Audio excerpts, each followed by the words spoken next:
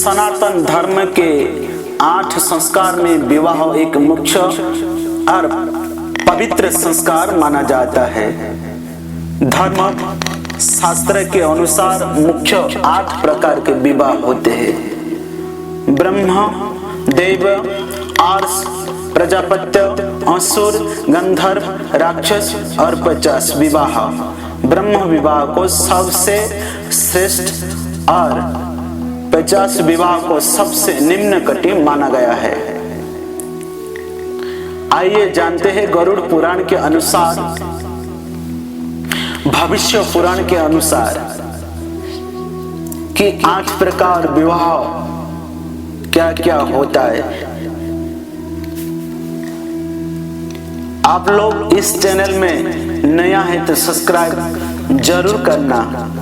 ब्रह्म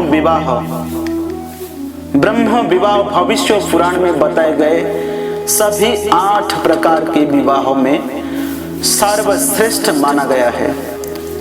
अच्छे शील स्वभाव व उत्तम कुल के वर से कन्या का विवाह उसकी सहमति व वैदिक रीति से कन्या ब्रह्म विवाह कहलाता है। इसमें वर व वधू से किसी तरह की जबरदस्ती नहीं की जाती है। कुल व गोत्र का विशेष ध्यान रखकर ये विवाह शुभ मुहूर्त में किया जाता है। सरल शब्द में समझ तो इसे अग्नि विवाह या संकल्पित विवाह भी कहा जाता है। मौजूदा समय में ये अरेंज मैरिज के नाम से प्रचलित है। इसे विवाह में अग्नि को साक्षी मानकर वर वधू को 7 वचन दिलाए जाते हैं। दोनों हर प्रकार के समय और परिस्थिति में एक दूसरे के साथ रहने का संकल्प लेते हैं। इसमें संबंध विच्छेद का कोई प्रावधान नहीं होता है। हालांकि कानून तौर पर ऐसा हो सकता है, लेकिन शास्त्र के अनुसार नहीं। देव विवाह वर्तमान समय में कभी भी प्रचलन में नहीं है। इस विवाह में पूर्व काल में यज्ञ में ऋतिज को अलंकृत कर कन्या सौंपी जाती है। इसमें कन्या की पूर्ण सहमति होती है। इस विवाह में कन्या को किसी उद्देश्य, सेवा, धार्मिक कार्य या मूल्य के रूप में वर को सौंपा जाता है। आर्ष विवाह, इस विवाह में धर्म के लिए वर से 1 या 2 जोड़े गाय व बैल के लेकर कन्या को पूरे विधि विधान से उसे सौंपना आर्ष विवाह कहलाता है। ये ऋषि विवाह से संबंध रखता है। इस प्रकार के विवाह सत्य युग में हुआ करते थे। प्रजापत्य विवाह एक प्रकार से आज के समय में होने वाली अरेंज मैरिज ही है। इस विवाह में एक विशेष पूजन के बाद पिता ये कहते हुए कन्या का दान की तुम दोनों एक साथ गृहस्थ धर्म का पालन करो, तो ये विवाह प्रजापत्य विवाह कहलाता है। इसी प्रकार राजा दक्ष ने अपनी बेटी सती का विवाह भगवान शिव से कराया था।